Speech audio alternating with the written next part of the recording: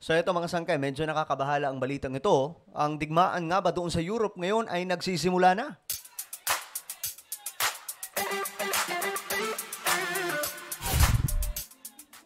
So yung mga nervyoso dyan, yung mga takot sa mga ganitong klaseng content, magsilipat po muna sa ibang vlogger kasi para po hindi tayo masisi na ninenervyos yung iba. Kasi dito sa ating channel mga sangkay, para lamang po ito sa mga malalakas ang loob pagdating sa mga ganitong klaseng balita na nangyayari, totoong nagaganap ngayon sa ating mundo.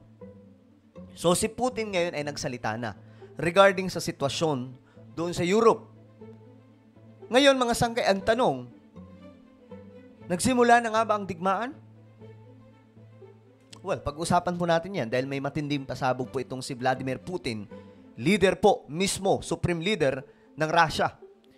Bago tayo magsimula, pakisubscribe po muna yung ating YouTube channel. Ayan po, sa baba ng video na to makikita nyo po yung subscribe button. Pindutin nyo lamang po yan, tapos i-click nyo yung bell at i-click nyo po yung all. Sa mga nanonood naman po sa Facebook, i-follow nyo po yung ating Facebook page. Eto guys, mga sangkay, matindi itong balitang to ngayon. Ayon po dito, the West is at war with us. Ayon po ito kay Putin. Ayan mga sangkay. At ayon po sa report, in-evacuate na po mula sa isang rehiyon itong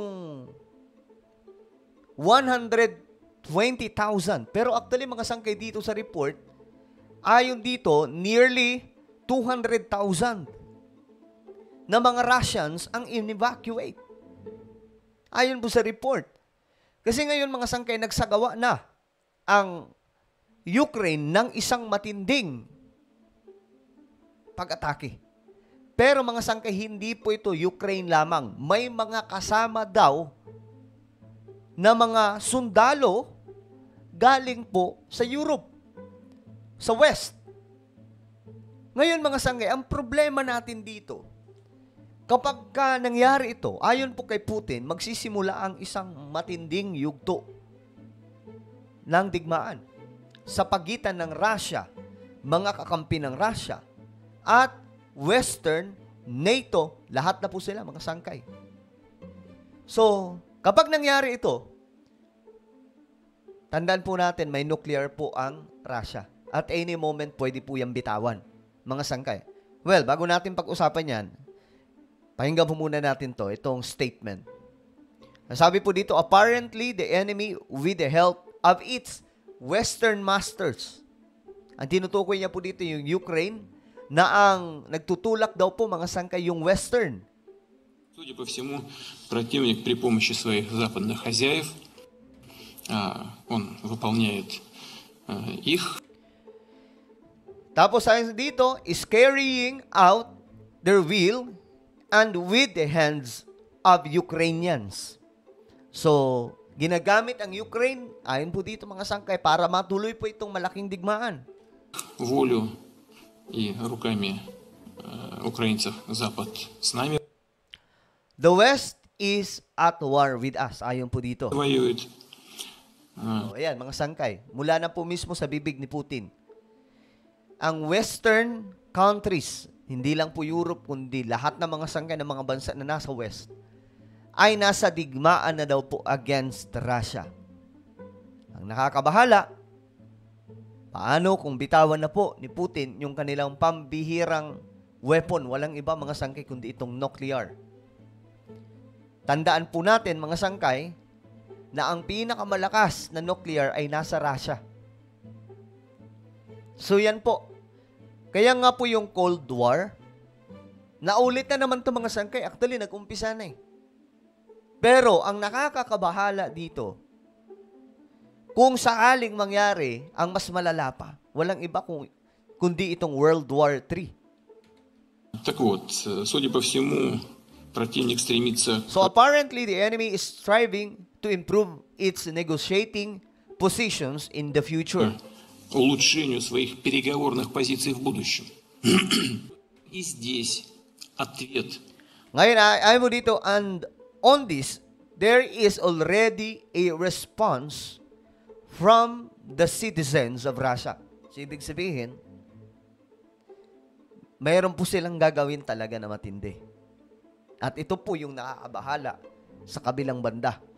Kasi, kung pag-aaralan po natin ang World War II, halos ganito po ang nangyayari noon. Naiba lang mga sangkay dahil po sa mga alyansa. Kasi noon sila Hitler lamang, Japan at ano pa mga sangkay. Tapos ang kalaban nila, Amerika, mga bansa sa Europe. Ngayon kasi, nagkakahati-hati na. Ang Russia, may mga kakampi. Andyan yung China. At marami pa pong mga bansa sa Middle East. So, kung sakaling puputok itong digmaan, mga sangkay na mas malala, yung kay Putin, nasa digmaan na daw po ang West eh. Sa Europe, mga sangkay, at iba pang mga bansa sa Western. Mas lalo pong delikado ito. Kasi, nung World War II, di pa tayo kasali nun, no? Bali-balita na sa mga balitaan noon, mga sangkay na nagsisimula na, pero ang Pilipinas hindi pa po kasali. Until na nag-umpisa nga pong i-invade tayo ng Japan. Со стороны граждан России уже есть. Это единодушная поддержка всех, кто попал в беду. Ayan, mga sangkay. And this unanimous support for all who have fallen into trouble. Поддержка армии и увеличение, что очень важно, увеличение количества желающих присоединиться. So, tumataas daw po yung numero ng mga sumasama sa mga kasundaluhan po ng Russia. Naku, palala ito ng palala, mga sangkay. К нашим мужчинам, к бойцам, которые героически с оружием в руках защищают. So, marami daw po sa mga Russian ngayon, sumasama na po para depensahan ang kanilang lupain. Kasi yun po yung yun po yung ini-inject sa kumbaga yun po yung sinasabi lagi ng mga Russian leaders na ito mga nakapaligid, walang iba yung West. Papunta, syempre kasama dyan yung Amerika. Itong mga to, wala pong ibang gustong gawin kundi i-invade itong Russia. So, itong mga Russian ngayon, mga sangkay, nagkakaisa na daw para po labanan itong West. Защищают Россию. Okay. So, yan pang nangyayari ngayon. At totoo po itong nagaganap, mga sangkay. Nagkaroon nga raw po ng matinding pag-atake itong Ukraine, kasama po yung West. Ngayon, in-evacuate po nila ang nasa 200,000 na mga tao, mga Russian. So, ang tanong dito, ano ang posibleng mangyari, mga sangkay? Ngayong sinasabi ni Putin na nag-umpisa na nga po ang digmaan sa West. Posible kaya tayong madamay dito? At ang iba pang mga bansa, kasi kaalyado po tayo ng Amerika eh.